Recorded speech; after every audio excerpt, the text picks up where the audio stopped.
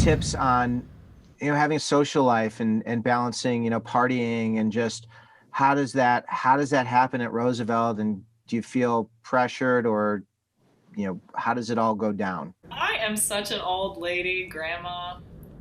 Like my Saturday nights are like I got my tea, I'm in my bed, I got my book. I'm For not. real? So don't ask me.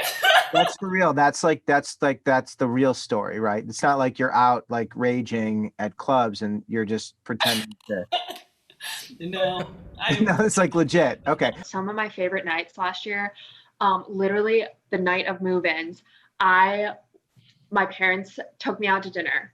We'd already moved me into my dorm. They dropped me off. They were like, "Be safe," and I was like, "Okay."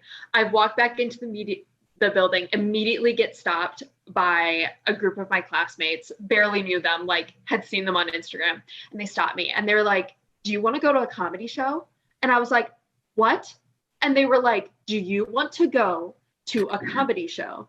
And I was like, and I like looked outside at my parents pulling away and I went, "Yeah, I would love to go to a comedy show." So literally the first night, a big group of us like took a train out to the Laugh Factory and went to a comedy show. Like last year, I got the opportunity to see the Graveyard Shift at the Goodman and the King's Speech over at Chicago Shakespeare. So some of my favorite nights were spent going to these shows and seeing the art that is created in Chicago. And also, like, there's so many parts of Chicago. There's Boys Town, there's Wicker Park, there's Lincoln Park, there's everywhere. And you can just hop on the CTA and go.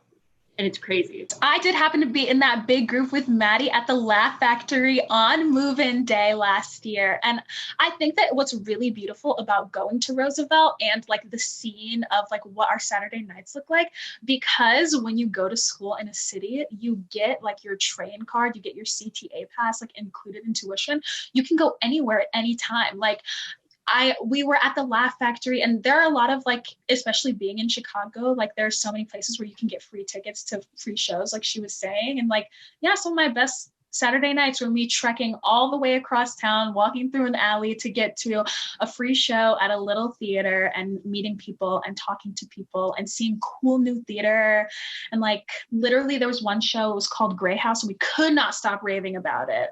Went 3 times, and like things like that really like hit home and that you get to do that I feel like you wouldn't get to do anywhere else because it costs money to get around.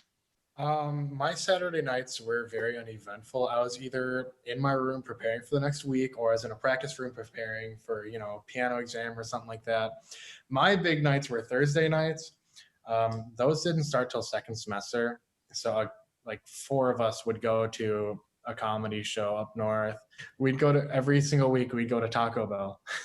And we'd see other performers from the theater go to Taco Bell with us. We're like, "Hey, what's up?" And they're like, "Ah!" And we got us like screaming in Taco Bell, yelling at each other, That's just the best.